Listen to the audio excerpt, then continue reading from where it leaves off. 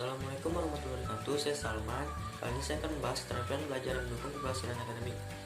Tapi sebelum itu, saya akan menjelaskan apa itu keterampilan belajar dan apa itu prestasi akademik. Keterampilan belajar adalah keterampilan yang spesifik seperti mengorganisasi, memproses, dan menggunakan informasi yang diperoleh dari aktivitas membaca. Sedangkan prestasi akademik adalah tingkat penguasaan terhadap materi pelajaran, baik yang berupa pengetahuan, sikap atau nilai maupun keterampilan yang sudah dipelajari di sekolah dan berupa nilai rata-rata. Selanjutnya, faktor yang mempengaruhi prestasi akademik. Pencapaian prestasi akademik siswa dipengaruhi oleh dua faktor.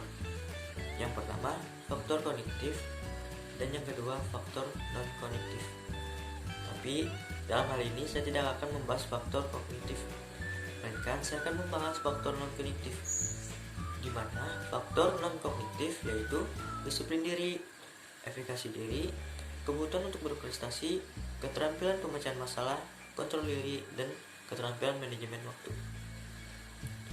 Yang pertama, disiplin diri. Disiplin diri merupakan salah satu kunci keberhasilan mengembangkan diri dari banyak orang. Seorang siswa yang memiliki disiplin diri dapat mengatur semua aktivitasnya di dalam maupun di luar sekolah. Disiplin diri juga dapat menjadi kekuatan pada diri siswa untuk meraih kesuksesan di dalam studinya. Selanjutnya, efikasi diri.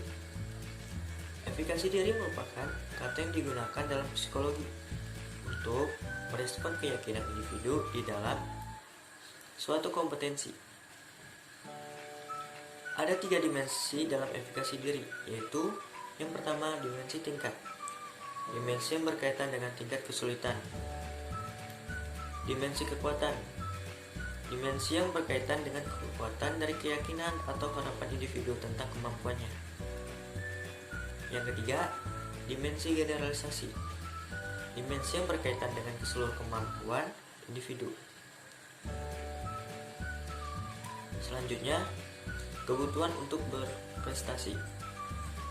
Kebutuhan untuk berprestasi merupakan salah satu dari 20 kebutuhan dasar manusia, yang artinya tujuan dari beberapa individu dalam hal ini adalah agar sukses dalam persaingan. Struktur kebutuhan ini memiliki 2 komponen, yaitu komponen yang terdiri dari objek yang dapat memenuhi kebutuhan dan komponen yang meliputi energi yang mendorong perilaku dan mempengaruhi intensitas kebutuhan. Berikut ciri-ciri individu yang memiliki kebutuhan untuk berprestasi tinggi. Yang pertama, mencari tanggung jawab pribadi untuk menemukan solusi terhadap masalahnya. Yang kedua, membutuhkan umpan balik yang cepat dalam kinerjanya. Yang ketiga, menetapkan tujuan yang tepat dan menantang.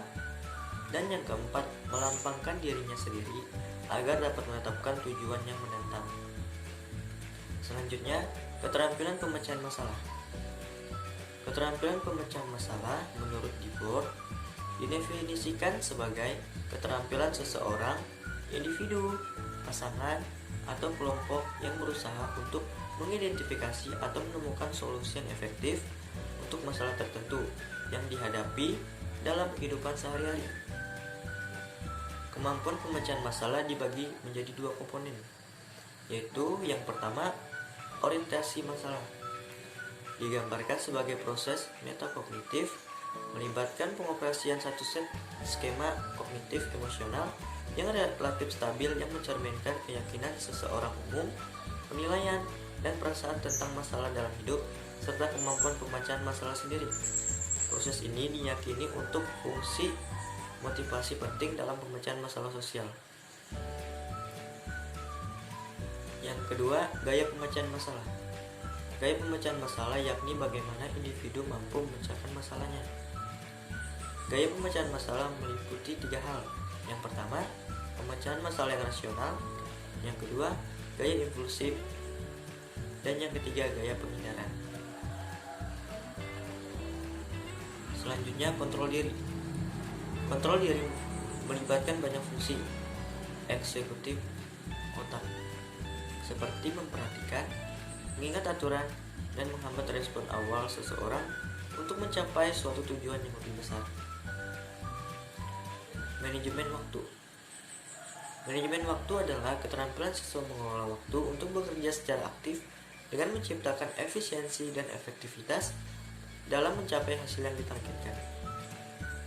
Terima kasih. Jika ada kesalahan mohon dimaafkan. Wassalamualaikum warahmatullahi wabarakatuh.